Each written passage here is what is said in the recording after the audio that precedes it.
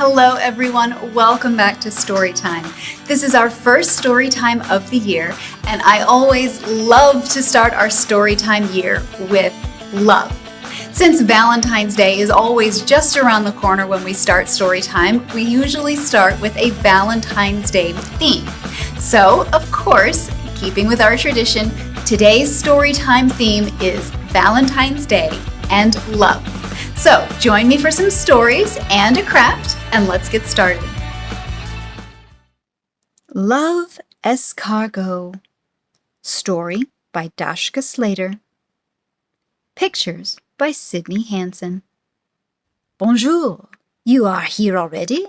I have not finished getting dressed, but that's okay. I don't mind. You will help me decide what to wear. This is my beanie. I wear it when I am full of beans. But today I am full of salad, with a few croutons and a light vinaigrette, so I cannot wear the beanie. What about the fedora? I wear it when I want to be fancy and adorable. Fedorable. Do you think it too big for me? Perhaps the beret is best. The beret is chic, suave, debonair. It makes me look magnifique. You can kiss me if you like. But now I must tell you something exciting. Today is Valentine's Day, which is a day for celebrating the love you feel for your favorite snail, your Valentine. Escargot has been invited to a party. All the snails will be there, eating canapés and crudités and exchanging beautiful cards. You should come. Perhaps you will find your Valentine. You are a snail, aren't you? You are beautiful enough to be a snail, even if your tentacles are unusual. But when you wave them in the air, no one will care. The secret to being a beautiful French snail is joie de vivre, which is the happiness you bring to waving your tentacles. Let us wave them together. Voila, you are a snail. While we are traveling to the party, we can talk. Tell me, what do you look for in a Valentine? A nice smile? A shimmery trail? French flair? Your Valentine should be somebody who makes you feel magnifique. For example, they might give you compliments like, "Your tentacles are as tall as the stems of a flower," or "Your trail is as shimmery as the stars in the sky." Your Valentine will enjoy the same things as you, like reading books about snail heroes or eating salad with a few croutons and a light vinaigrette. They might call you a cute nickname like "my little cabbage," or "my apple core," or "my flea." Maybe those sound cuter in French. Don't take this the wrong way, but I noticed that your shell is missing. Did you forget to put it on this morning? It's not that I care about your shell, it's just that we are going to a Valentine's Day party. If you do not have a shell, people might think you are a slug.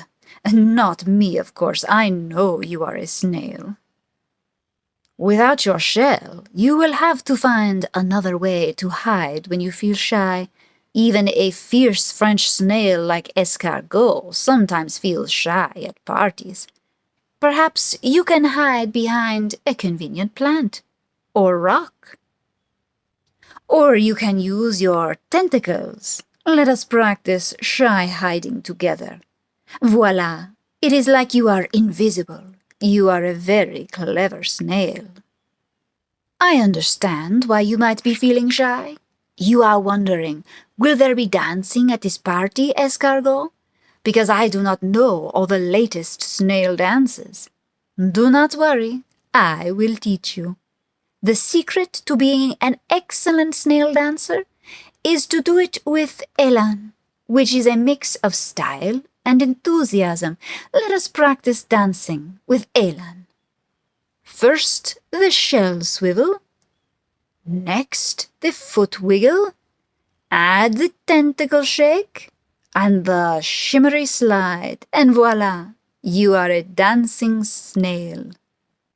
Quelle chance! We have danced ourselves all the way to the Valentine's party. Do I look all right? Do I have lettuce in my teeth? Is my shell on straight? Maybe you could give it a little polish. On the count of 3, we will go inside. 1, 2, 3. Actually, why don't you go first? I will count and you will turn the page. 1, 2, 3. But this is not the right party. This party has crudités and canapés, but no snails. Welcome to my Valentine's Day party. Escargot has never spoken to a vole before. Escargot has no idea what to say to a vole. Escargot is extremely confident, but also mildly concerned. Do voles like snails? Do voles eat snails? Do voles make holes? What if Escargot falls into a deep vole hole and can't get out? I am sorry you did not bring your shell because I am going inside mine. Not because I am afraid of voles. I just need a moment to think. Hello, I'm Volery. I couldn't help noticing your beautiful shell. It's the color of a cozy burrow, and you wear your beret with such distinctive flair. I was wondering if you ever, sometimes, with the right music, like to dance? The vole is actually charmante. Her crudités are delicious, and she waves her whiskers with so much joie de vivre. She makes me feel magnifique. Do you think, perhaps, she could be my Valentine? But that does not mean I have forgotten my Snailentine. Can you guess who it is? Mais oui, it's you. To my little cabbage, you are my favorite snail. Love and kisses, Escargot. The end. 5 garden snails. 5 garden snails sleeping in the sun. Along comes a bird and scares away one. 4 garden snails sleeping in the sun. Along comes a bird and scares away one. 3 garden snails sleeping in the sun. Along comes a bird and scares away one. 2 garden snails sleeping in the sun. Along comes a bird and scares away one. 1 garden snail sleeping in the sun. Along comes a bird and scares away one. No garden snails sleeping in the sun. The bird flew away, and here they all come. 1, 2, 3, 4, 5. The end.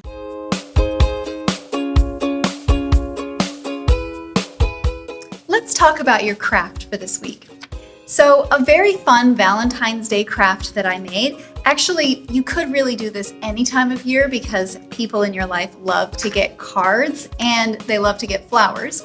So our craft is a heart card with a little tulip inside.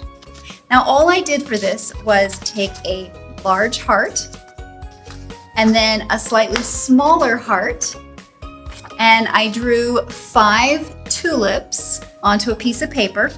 And you can use white paper and then color them different colors, or you can use colored paper, whatever you want. And then I cut out the leaves and stem from a green piece of paper. I glued the small heart on top of the large heart, and then I just glued the tulips together like an accordion or like a book, and then unfolded them and glued them to the heart.